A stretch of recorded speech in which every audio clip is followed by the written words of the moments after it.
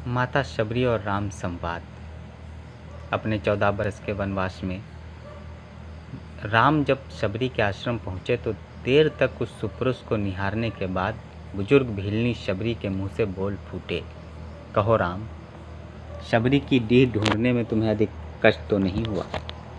कहो राम, शबरी की डीह ढूंढने में अधिक कष्ट तो नहीं हुआ? राम मुस्कुराए, कष्ट का क्या मूल्य, यहाँ तो आना ही था माँ। जानते हो राम, तुम्हारी प्रतीक्षा तब से कर रही हूँ जब तुम जन्मे भी नहीं थे।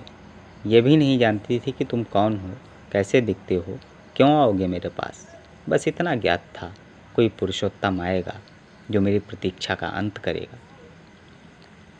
तब राम ने कहा, तभी तो मेरे जन्म के पूर्व ही तय हो चुका था कि मुझे माँ शबरी के आश्रम में जाना है। भीलनी ने पुनः कहा, जानते हैं प्रभु, भक्ति के दो भाव होते हैं, एक मरकट भाव और दूसरा माजार भाव।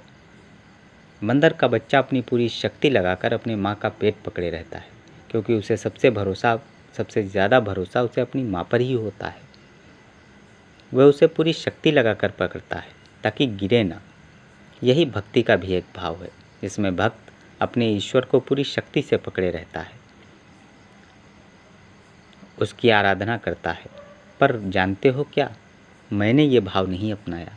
मैं तो उस बिल्ली के बच्चे की भांति थी जो अपनी माँ को पकड़ता ही नहीं, बल्कि निश्चिंत बैठा रहता है। माँ है ना, वह स्वयं ही मेरी रक्षा करेगी, और माँ सचमुच उसे अपने मुंह में टांग कर घूमती है।